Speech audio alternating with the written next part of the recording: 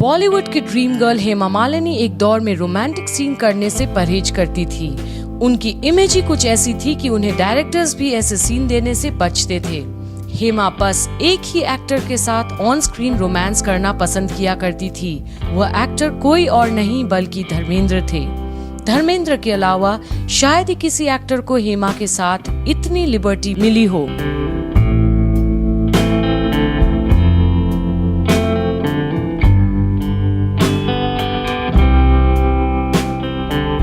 जब फिल्म धर्मात्मा के लिए एक्टर फिरोज खान हेमा से मिलने गए तो उन्होंने हेमा को बेबी कहकर पुकारा।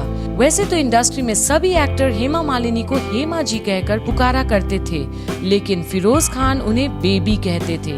हेमा को पता था कि फिरोज मस्त टाइप के इंसान हैं, इसलिए वह इस बात पर एतराज नहीं जताती थी। लेकिन जब हेमा के घर पर फिरोज खान ने उन्हें बेबी कहा तो फिरोज का यह अंदाज हेमा की मां जया चक्रवर्ती को थोड़ा अजीब लगा। उन्होंने फिरोज को टोकना चाहा, लेकिन हेमा ने उन्हें समझा बुझाकर किसी तरह शांत कर दिया। दरअसल फिरोज के मिजाज और अंदाज को देखकर हेमा की मां अपनी बेटी को लेकर इनसिक्योर फील करने लगी और वह शूटिंग पर अपनी बेटी के साथ रहने की जिद करने लगी।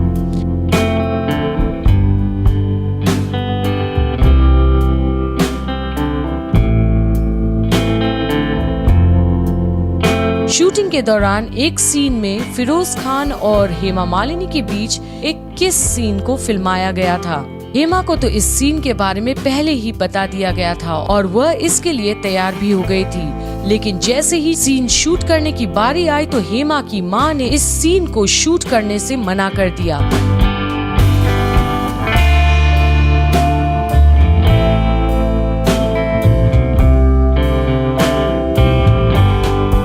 फिरोज खान ने हेमा की मां को काफी समझाने की कोशिश की, लेकिन वो अपनी जिद पर अड़ी रही। आखिर में हार कर फिरोज खान ने इस सीन को फिल्म से हटवा दिया। जया चक्रवर्ती नहीं चाहती थी कि किसी भी वजह से फिरोज खान हेमा के करीब आए।